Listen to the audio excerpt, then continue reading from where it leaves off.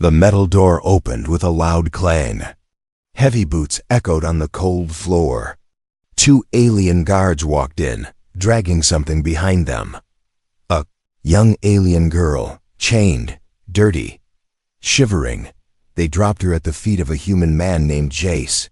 He was standing in the corner of the room, shirtless, wiping grease from his hands. He had been working on a broken machine.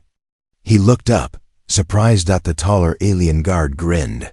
"Here, a reward or maybe a punishment," Jace frowned. "Who is she?" The second guard kicked the girl lightly. "She's yours now. Property of the human engineer Jace Rillen. Use her, throw her, break her, we don't care." The girl didn't speak. Her head stayed low. Her silver hair was tangled and dirty. Her clothes were torn rags. Her skin was marked with bruises and small cuts. Her tail was trembling.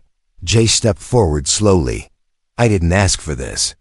The guards laughed. "We know. That's why it's funny." Without another word, they turned and walked away. The door slammed shut behind them, locking with a hiss. Silence filled the room. Jace looked down at the girl. She didn't look at him. She was curled up on the floor like a broken doll. He sighed and walked to the cabinet. After a few seconds, he came back with a blanket and placed it gently over her. She flinched. "I'm not going to hurt you," he said quietly. Still, she didn't speak. Jace lived on a mining planet deep in alien territory. He was the only human in this outpost. The aliens didn't like humans much, but they needed his skill. He fixed machines, built tools, and kept the power running. Now, out of nowhere, they had given him a slave girl, a punishment disguised as a gift. The next morning, Jace found the girl sitting in the same spot. She hadn't moved all night. He placed a plate of food near her. Warm flatbread, stew, and water. She didn't touch it. "It's clean," he said. "I made it for you." Still, she didn't respond. Her hands were still bound in front of her with glowing cuffs. Her eyes stared at the wall. Jace sighed again. "Look, I don't want a slave. But I won't throw you outside either. Eat. You need strength." Hours passed. The food grew cold. He went back to work. Late in the evening, he returned to find the plate empty. The girl had eaten everything. Quietly, carefully. She still didn't speak. On the second night, she moved a little closer to the warm engine where Jace slept. Not near him, just near the heat. Her blanket was wrapped tight around her thin frame. That night, Jace didn't sleep much. He kept waking up, looking at her. Who was she? Why did they send her to him? She didn't act like a criminal. She didn't even look angry. Just broken. On the third day, Jace spoke to her again. "My name's Jace. I work with machines. That's all I do here." "What's your name?" Silence. "I can remove the cuffs if you want." "I had to code once. It might sting a little." For the first time, she looked at him. Her eyes were bright violet, striking against her pale skin. "Why?" she whispered. Her voice was soft, like a breeze in the dark. "Why what? Why are you kind?" Jace didn't answer immediately. He just sat down near her. "Because I've seen pain. And I know how it feels. To be treated like dirt." The girl looked away again. But her hands shifted forward towards him. He gently tapped the cuffs. There was a small spark, and with a quiet click, they fell off. She stared at her free hands like she couldn't believe it. Later that night, while she sat quietly near the corner, Jace left another plate of food and a clean shirt beside her. She finally spoke again. "My name is Yira," Jace smiled. "Jera, that's a nice name." She didn't smile back. But her eyes no longer looked empty. Outside the station, 2 guards watched from a camera feed. "You think he'll break her?" one asked. The other snorted. "No, she'd break him." They laughed again, but inside, Jace didn't see a slave. He saw a girl who had been punished for something she didn't deserve, and something inside him whispered, "This is only the beginning.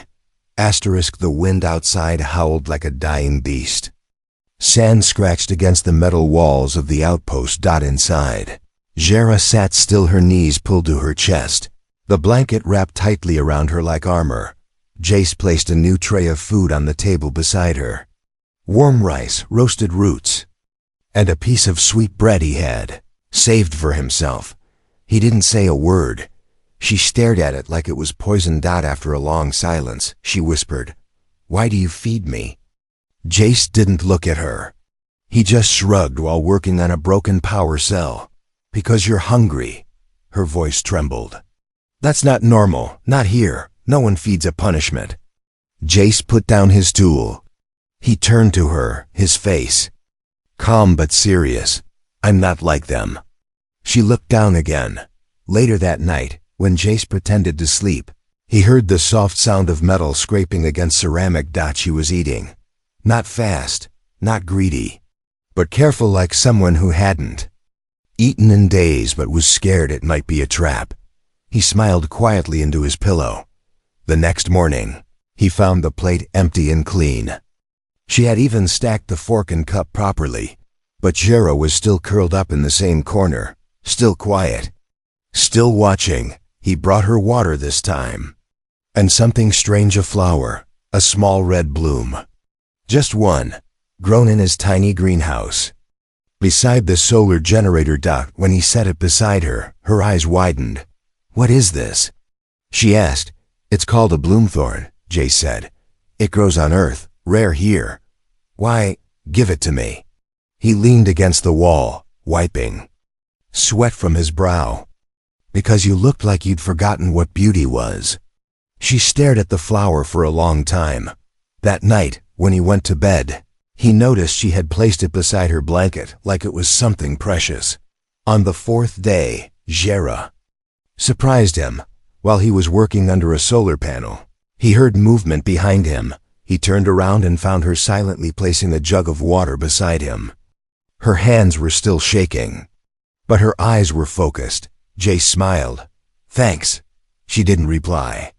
But she didn't run either. Later, she asked him a question. "Why are you here?" Jace looked up from his engine. "Long story." She waited. He sat down. "I used to be a soldier. Earth sent me to help fix things here after the war. The aliens hated us. Still do. I stayed because machines make sense. People don't." Jera looked away. "I don't make sense either." "No," Jace said gently, "but you're not a machine. You're alive. And you deserve better." The fifth day was the first time she stood near him. She helped him carry scrap metal without being asked. She didn't say much, but her hands were steady now. She even ate with him at the table.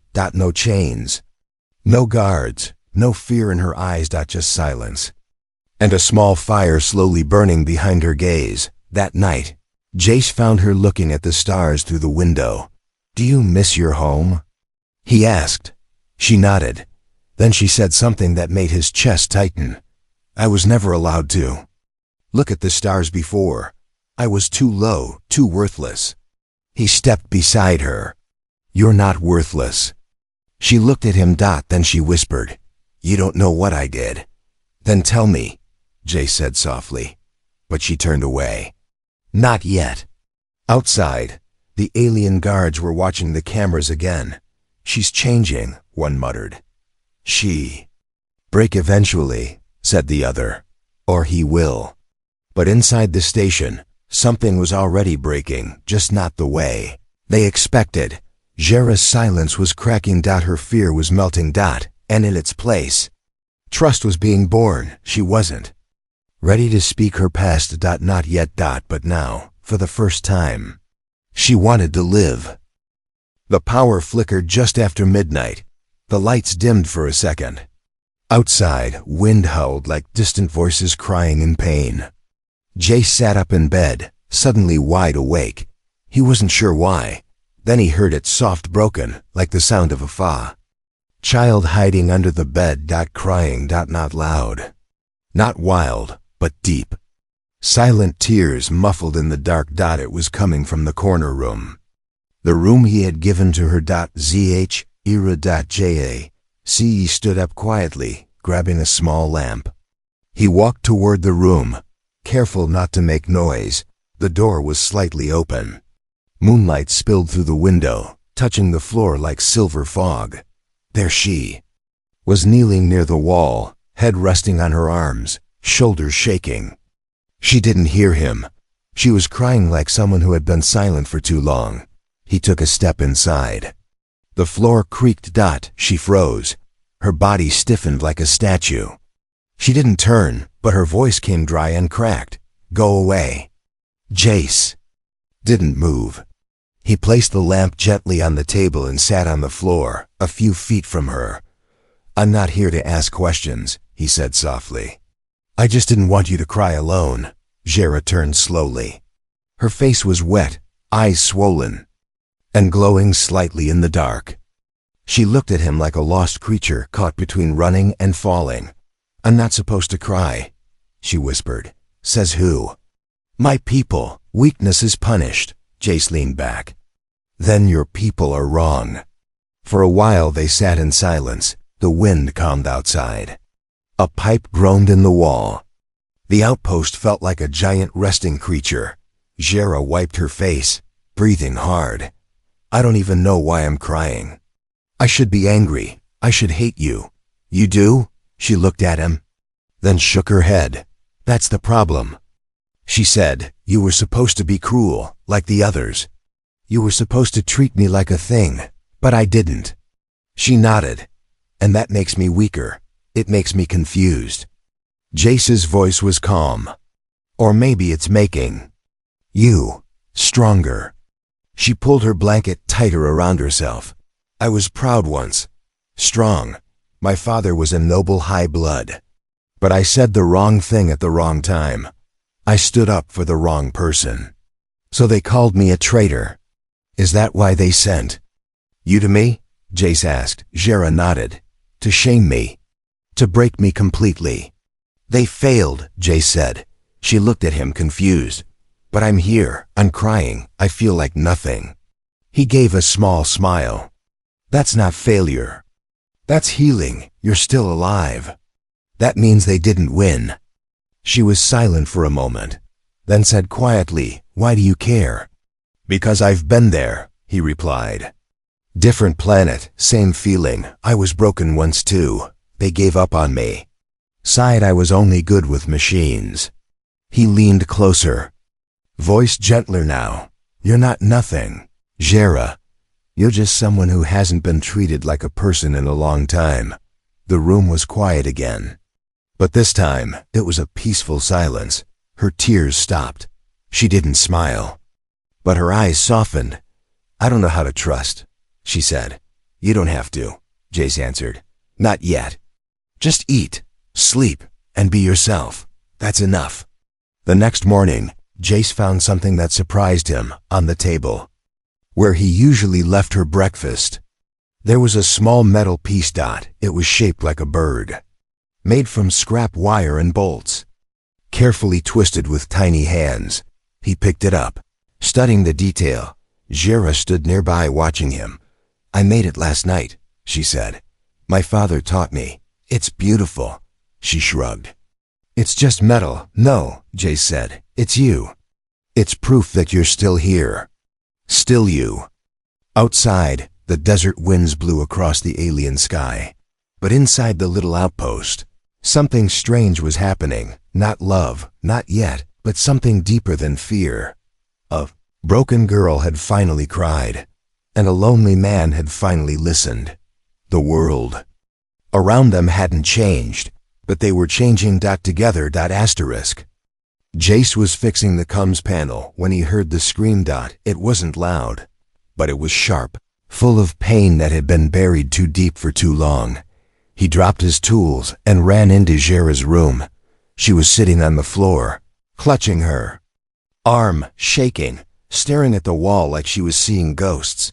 Jera, he called, kneeling beside her. What happened? She didn't answer. Her eyes were wide, breathing fast, chest rising and falling like she couldn't get air. Breathe, Jace said, gently touching her shoulder. I'm here. You're safe. You're not there anymore. I saw them again. She whispered. In my dream, the chains, the fire. Their voices. Jace reached out slowly. You're not there anymore, Jera. You're here. With me. Later, when she calmed down, she sat by the engine heater with a blanket around her shoulders. She looked smaller than usual. Almost like a child. Jace gave her tea.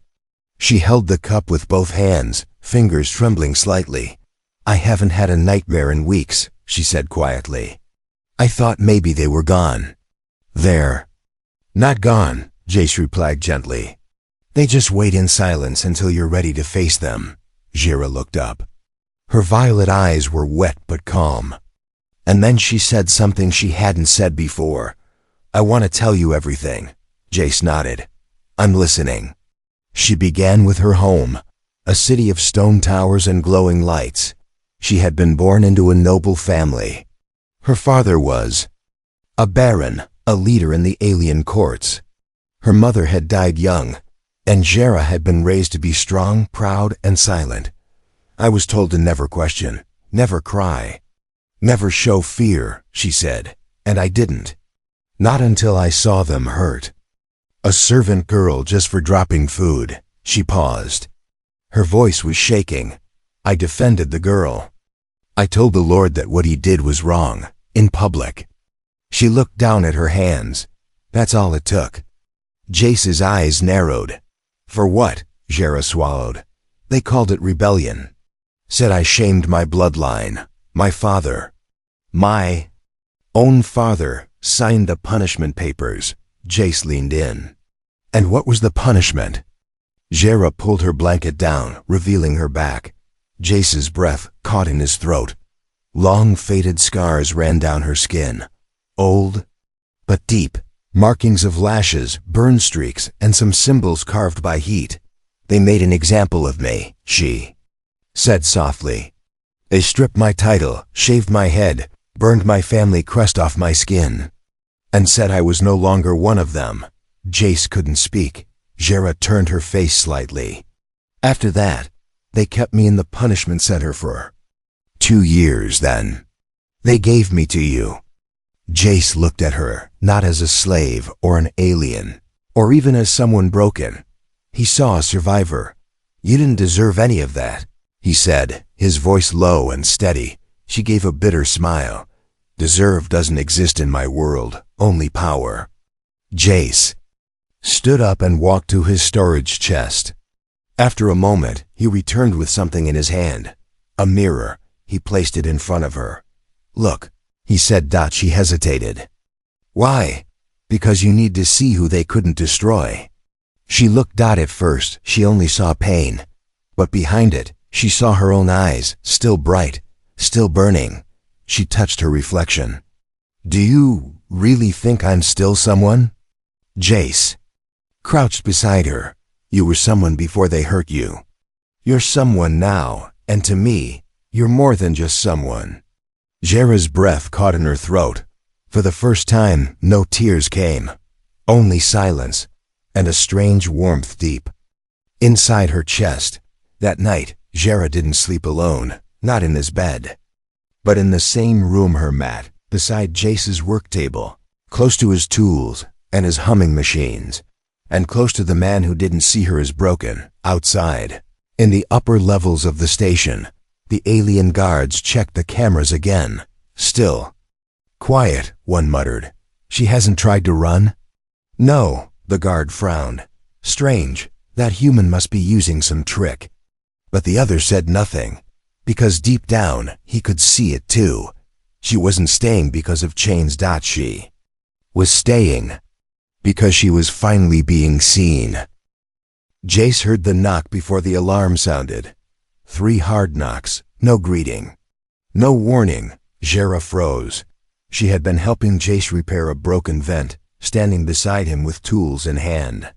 But now, her fingers dropped the wrench. Her tail curled tightly around her leg. They're here, she whispered. Jace stood up slowly. Who? She didn't answer. But the look in her eyes said everything. The ones who owned her before. The door opened with a hiss. 2 alien guards walked in, fully armed. Behind them stood a tall alien woman in a black coat with sharp silver buttons. Her face was cold, her voice even colder. "I am Officer Nail of the court," she said, eyes scanning the room. "We've come to reclaim property issued during a disciplinary action." She looked directly at Jera. "The punishment is over. The girl comes with us." Jera stepped back, her body shaking. Her voice was barely a whisper. "No," but the officer didn't care. She raised a hand to the guards. "Take her." Before they moved, Jace stepped between them and Jera. "No," he said firmly. The room fell silent. The officer blinked. "Excuse me?" Jace didn't move. "She's not going anywhere." One of the guards stepped forward. "You don't have the authority." "She's not a slave anymore," Jace interrupted. "You gave her to me. You said she was mine, so I say, she stays." The officer's eyes narrowed. "You dare interfere with court punishment?" Jace looked her straight in the eye. "I dare when that punishment was unjust." Behind him, Jera's breath caught. Tension filled the air like a storm, ready to explode. The guard reached for his weapon, but Jace raised his hand, calm, confident. "Try it. But be ready to lose more than your pride." The officer raised her hand again, stopping the guard. She took a slow breath. "You think this is over? You think keeping her makes you a hero?" Jace didn't blink.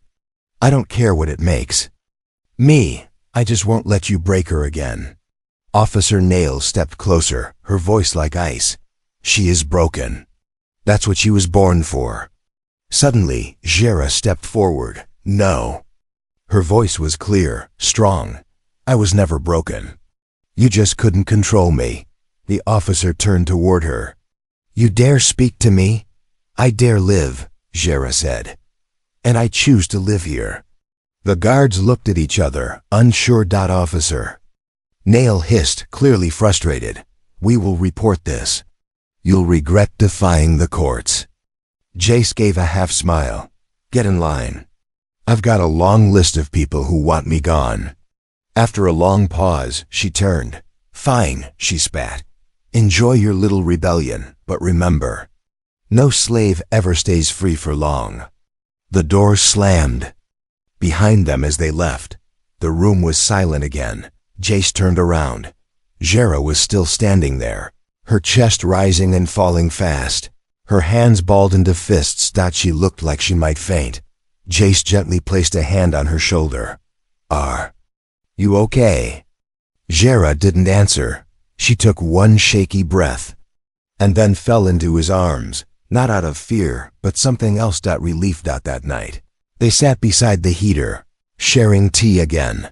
Jera looked at Jace with new eyes. "You really would have fought them," she said. "Of course," Jace replied. "You're not a thing to give back," she smiled softly. "No one's ever stood for me like that before. You're worth standing for." Her fingers brushed his hand. Not by accident, not by fear, by choice. Outside, far beyond the dusty hills of the alien outpost, a new message traveled through the stars. The court had been denied. A human had refused, and an alien girl once given away as punishment was finally free. The night after the guards left, the sky above the desert turned blood red. Not from danger, from beauty. Jera sat outside the outpost on a blanket Jace had laid down. The twin moons of the planet hovered above her head like pale eyes watching silently. She had never watched a sunset before. Where she came from, slaves didn't get sunsets. She heard footsteps behind her and didn't flinch this time. It was Jace. He placed a cup of hot spiced tea beside her and sat down beside her. Not too close, not too far. They sat in silence for a while, watching the moons climb higher. Then Jera broke the silence. "I used to believe that I would die in chains." Jace looked at her. "And now?" She turned toward him, her violet eyes soft but steady. Now I believe I have a choice. For the first time since she arrived, her body relaxed completely. No fear in her shoulders. No tremble in her hands. No chains on her wrists. Just wind, stars, and the strange warmth she only felt near Jace. He watched her quietly. You know, he said, you can leave now. They won't stop you. You're free. Jera didn't respond right away. Instead, she turned her face up to the stars. I know I'm free, she said. That's why I'm staying, Jace blinked. You're sure? She nodded. Yes, not because I must. Not because I fear the world outside. But because this place, this life, this peace feels like home. Jace looked down, unsure what to say. Jera moved closer, her shoulder lightly brushing against his arm. May I ask you something personal? She whispered. Sure. Have you ever loved someone? Jace gave a short, quiet laugh. I've been alone most of my life, even when I wasn't. Jera tilted her head. What does that mean? It means, he said, I've been around people who looked at me, talked to me, worked with me, but never saw me. He turned to her, until you. For a moment, the wind fell silent. Jera's heart beat faster. She could feel it in her throat. She moved even closer. You saw me too, she whispered, not as a slave. Not as punishment, but as a person. Jace met her gaze. Not just a person. As someone worth staying for. She reached out slowly and placed her hand over his. I'm not afraid anymore. Jace. I know, he said. I'm proud of you. Their fingers stayed together in the quiet night. Later that evening, Jera did something unexpected. She entered his room, holding a folded cloth. It was a dress alien style, elegant and beautiful. It had been hidden in the back of the outpost storage, untouched. I found this today while cleaning, she said. Softly. May I wear it? Jace smiled. You don't need my permission. I know, she said. But I want to show you who I really am, not what they made me. He turned around as she changed, and when she said, you can look now, he did, and forgot how to breathe. Jera stood before him like a queen, the dress flowing around her like starlight. Her silver hair now brushed and braided, her back straight. Her eyes glowing, not from sadness, but from pride. This is the real me, she said. Not a slave, not broken. Jace stepped closer, slowly, cautiously. You look like someone who finally sees her worth. He nodded. Exactly. That night, Jace prepared dinner for two. Not ration packs. Not plain food. He lit a small lantern, placed the bird-shaped metal sculpture she once made in the center of the table, and called it their first real dinner together. Not as prisoner and keeper, but as man and woman. And though neither of them said the word, they both felt it growing between them, love. They laughed when they heard the news. Alien nobles, court officers, even her own family, they couldn't believe it. Jera, the disgraced daughter, had married a human. A human. A species they once called dirty, simple, and weak. To them, it was a joke. To Jera, it was freedom. The wedding wasn't grand. There were no drums, no nobles, no golden chairs, just the red desert sky, the whisper of wind, and two people standing in front of a small light tower. Jace wore a clean shirt and his old military coat. Jera wore the dress she had found, now altered with a sash made from solar cloth. She had braided her hair herself. When she stepped forward, her eyes glowed not with sadness, but with pride. And when Jace took her hand, she didn't tremble, not anymore. They exchanged simple words, no vows written by others. Just promises from the heart. Jera said, you were the first to see me. And Jace said, you were the first to make me feel seen. Then they sealed it with a touch, hand to hand, palm to palm. No chains, no titles, just choice. A week later, the message came. A large alien cruiser landed outside the outpost. Royal markings glowed on its hull. Zhira didn't run. She walked out. With her head high, Jace by her side, from the ship stepped a noble council. Among them, her father Baron Taval, the same man who had signed her punishment order. He looked older now, more tired. But his voice was still sharp. "You bring shame to our blood," he said. "You gave up your birthright for a human?" Jera didn't blink. "No, you gave up me. Long ago." Another noble stepped forward. "You are still legally part of the bloodline, whether we like it or not." Another added, "And under the law of the Phoenix Star, if you marry outside your species and survive exile, you gain a voice in the High Council." Jace looked at Jera. "Is that true?" She nodded slowly. "It's an old law, almost forgotten." Her father's voice turned bitter. "They kept it for tradition. No one thought it would ever be used." Jera took a step forward. "Then allow me to use it now." The nobles whispered. The laws were clear. She had survived exile. She had returned stronger. And she was married by their own rules. She had a right to speak. They couldn't stop it. Baron Taval turned his eyes to Jace. "This is your doing." Jace met his gaze without fear. No, this was her strength. Jera stepped in front of them all. And for the first time in her life, they listened. She spoke not with anger, but with power. She spoke for the ones punished unfairly. She spoke for the forgotten. And in the end, the council didn't laugh. They voted, and she was given a title, Lady Jera of the Outer Systems, not as punishment, but as leader. When the cruiser left, the wind returned, but now it carried her name like a banner. Jera stood beside Jace. "Watching the stars," he said. "You've come so far." She smiled. "We came so far." He looked at her.